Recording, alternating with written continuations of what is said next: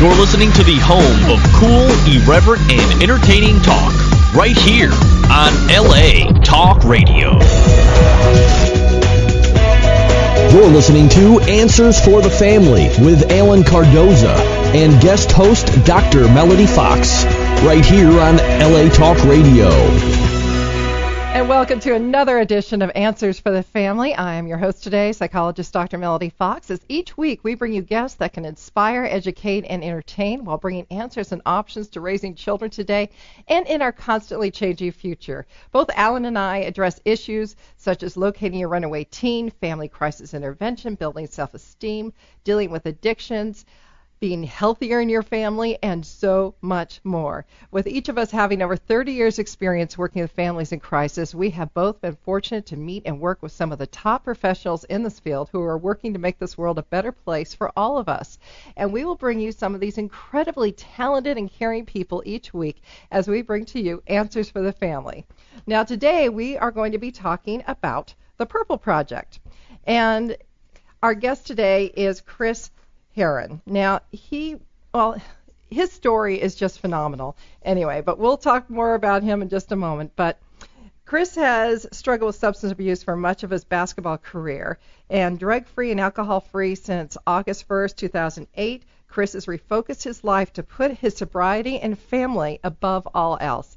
And in June 2009, he launched Hoop Dreams with Chris Herron, a basketball player development company that offers basketball training, camps, and clinics to top professional prospects in the New England area. Now, off the court, Chris Herron continues to share his story with audiences and hoping to reach just one person, making a difference in his or her life.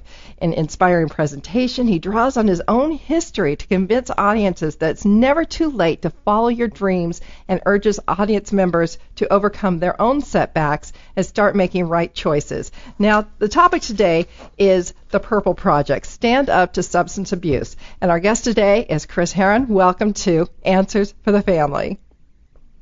Oh, thank you for having me. Well, Great to be on. Well, I'm so thrilled that you're taking some time out. I know you have a very hectic and very busy schedule. You go all over the world and all over the country talking about the Purple Project. Could you talk a little bit more about that? Yeah, sure. Project Purple is something, after speaking in front of hundreds of thousands of teenage kids, high school kids, middle school kids, I saw the need to create a sober culture within schools. Mm-hmm. I saw kids struggling to stay out of the struggle. Kids would walk up to me and say, I can't have fun. People won't hang out with me unless I get high mm-hmm. or I get drunk. And as a former athlete who wore different colors for different organizations and charities, more specifically pink for breast cancer, mm-hmm. I was in the middle of trying to figure out a color for recovery and for kids. And I was speaking at a school, and a girl at the end of my presentation announced that she was a sober student, and she was sitting with her 4 friends who were all sober students, and they had on solid purple T-shirts, and I looked at her with such courage and admiration for saying that during my presentation, and as I was going up to give her a hug, the whole school started laughing at her, and she sat down and started crying, and I looked at those kids laughing. I said, shame on you. Every one of you should be ashamed of yourself. And I looked back at that little girl and I said, I wish I never had to change myself, honey. I wish I never had to put a substance in my body to feel like somebody different. I wish I never followed the kids that made me feel alcohol and drugs were necessary in order to fit in. Mm-hmm. And from that day forward, I said, I'm gonna stop Project Purple, and I was on the Purple team. So Project Purple came from one little girl's courage standing up saying she was a sober student, and this year we had 120,000 kids wear purple to school on April 24th, and we had colleges all across the country open up chapters and wear purple during sporting events, and this year Virginia Tech changed their uniforms purple. It was the first time any school had ever changed their uniforms for a substance abuse related foundation. Wow. And now the Kansas City Royals with Major League Baseball have jumped on board and are going to wear purple hats this year. And you know, hopefully this will inspire kids to see within themselves that they're worth more than, you know, smoking blunts and popping pills. Oh, yeah. And yeah, I mean, I think that's a wonderful story, but what I really like too is you as an adult stood up and told shame on you to those other kids, because there's so many adults that stand by and allow other kids to bully or pick on kids. It just surprises me. I'm in the schools and I see teachers stand by while this is going on, and I feel like I'm the only one that steps up. So bravo to you for standing up and letting her know there is no shame in acknowledging that you are drug-free and you choose that life. I mean, it takes, you know, for me, you know, and I tried to explain this to kids during my presentation that, you know, when I was in high school and the kids that used to come to the parties with water and drink water all night, and my friends and myself would be drinking all night, and I said by the end of the night, I would be looking across the room, seeing the kids in the water, with the water, and I would truly look within myself and say, there's something inside those kids that I don't have. You know, there's something in them that I'm missing. Mm-hmm. You know, how can they be here just as themselves, and how come I'm not okay to be myself? And I want that to be clear amongst our children and our kids in school. You know, that, you know, at 32 years old when I got sober, I've taken great pride every single day at always being me. Mm-hmm. Always being me. And that's what I tried to convey to the kids. But bullying is a huge issue. Self-harm is a huge issue. Mm-hmm. You know, with kids burning and cutting. And that's why, you know, I think when I go in, you know, superintendents or mayors or principals will say to me, you know, the athletes are very excited that you're coming today to speak at our school. Mm-hmm. And I said, well, you sit tight, and at the end of the presentation, you'll see the kids with blue hair and piercings and the cutters.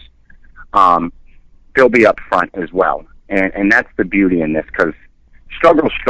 Mm-hmm. And kids can identify with that as long as you're willing to put it out there and be transparent and honest. And they can identify with that. And that's what Project Purple is all about. And, you know, hopefully someday, you know, Susan Komen with breast cancer is a beautiful foundation, and it's worth, you know, $500 million. And hopefully someday Project Purple can be the same, helping kids fight through this substance abuse. You know, it's the big thing with me is I think the disservice that's been done to our children is we don't teach enough within our school system on the topic. Mm-hmm. And B, our children think of drug addicts on their last day. You know, if I go into a school and I say, go back to class and draw me a picture of what you believe to be a drug addict, you know, 90% of my pictures are homeless people or prostitutes.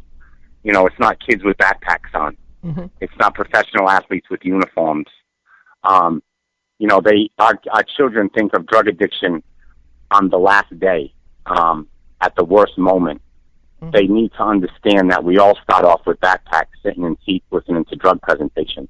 Right, and I see it so much. I'm in a junior high school right now, and there's so much drug use in the junior high, and it's so difficult to reach them. And that's what I really like about your program, about going out and speaking. You do, how many presentations a year do you think you do? I know you're on the road all the time. I probably do anywhere between 20 to 30 a month. Wow, that's almost one a day. Yeah, yes, definitely one a day. I mean, there's months that I do more than that, but, you know, I'd say on an average about 20 to 30 a month. Right. Now, when you first got started, I mean, you went through your own sobriety. You were a basketball player, professional basketball mm-hmm. player, and then you started using drugs and alcohol. I'm not sure when that started in your life, but then you went on to write this book, Basketball Junkie, which was a tremendous outpouring of your experiences on and off the court. Can you share a little bit about some of the events that took place that made you decide to quit drugs and get clean for good and help put you on that path to help others? Of course. You know, I was 22 years old. I had just got traded to the Celtics, my hometown team. You know, it was a storybook ending or beginning, I should say. And I took a little yellow pill in 1999 that they called OxyContin. And in 1999, I had never heard of OxyContin. Mm-hmm. I took a 40 milligram pill, and within a year, I was taking 1,600 milligrams a day. I was spending $25,000 a month. And within 2 years, from that $20 I spent on that little yellow pill, within 2 years, I had switched over to heroin and using, you know, hypodermic needles to get high. And that went on for about 8 years. Were you playing basketball during that time too, and doing that double life? Okay. Yes. Yep. I was living a double life. People often say, you know, you're a professional basketball player, and that's where basketball junkie came from, because I said I was a basketball player 2 hours a day, and I was a junkie for 22 hours. You know, because my life was consumed with the next day. Mm-hmm. You know, I was worried about the next day and covering up yesterday. And so I went on for about 8 years in the world of heroin, and I had been, you know, overdosed many times. And this last time I crashed my car while shooting up, overdosed, crashed into a side of a cemetery fence, and the EMTs came and they brought me back to life, and I went into the hospital in handcuffs and shackles. Mm-hmm. And the police officer gave me a summons, and as I was walking out, I said, I'm going to kill myself today. I was 32 years old. And a nurse chased me out and convinced me to come back. She told me she went to high school with my mom, and my mom had been passed away now for about 5 years at the time, and told me that my mom was talking to her, telling her to give me a chance and make some phone calls, and she did. And I went away. I was in treatment for 30 days. I felt good, and my wife went into labor. So I asked my counselor if I could go home. He advised against it. I went forward with it. I was home 4 hours later. My son Drew was born, and I was getting high an hour after that. So after 30 days being found overdosed on the side of the road, I walked in to see my son Drew come into this world, and I was getting high hours later. And when I came back to the hospital, my wife looked at me and she said, "Don't ever come back," you know. And she said this was it. She said I had broken her heart a million times, and it was the last time I was going to break my kid's heart. And I went back to that center, and when I walked in, our counselor pulled me aside and said, "Be in my office at 10 o'clock tonight." And I said, "For what?" He said, "To fix what you just wrecked at home." And I said, "There's no fixing. I lost my family." And he said, "Just come in my office at 10. You need to do a couple of things." And when I walked in, he flipped me his phone, and he said, "Now you're going to flip my phone open, and you're going to call your wife, and you're going to promise her you'll disappear. Promise her you'll never contact her again, and tell your wife and tell your 3 kids today that their dad, when he left the hospital, he died in a car accident." And he looked me dead in the eye, and he says, "You're better off dead, Chris, for these kids. You're going to play dead, and you're going to let your kids live." And unfortunately, at 32 years old, that made a whole lot of sense to me, you know. And I looked at the clock. It was 10 o'clock. I said, "I'll be in your office at 7 o'clock tomorrow morning." I went back to my room. I hit my knees, and I started praying. I've been sober since. Wow. Such a miraculous, change of heart and change of perspective and change of your life. And I really recommend people going out and getting the book, Basketball Junkie. Where can they find that book? Oh, I believe it's all over. I mean, Amazon and Barnes and Nobles, mm-hmm. and you can get it online. You can download it onto Kindle and all that kind of stuff. So I don't know. I'm not a big promoter. I don't go on radio shows to talk about the book. You know, that's not my style. I know, but I wanted to make sure we mentioned it because I think it's a really important book, and I think it's a great book for maybe teenagers that are starting to head down that path, and maybe through learning about your experiences, they can make some better choices for themselves. Now, I know to support your whole vision of helping others, you founded the Heron Project. It's a nonprofit organization, and it's dedicated to providing assistance to families affected by addiction.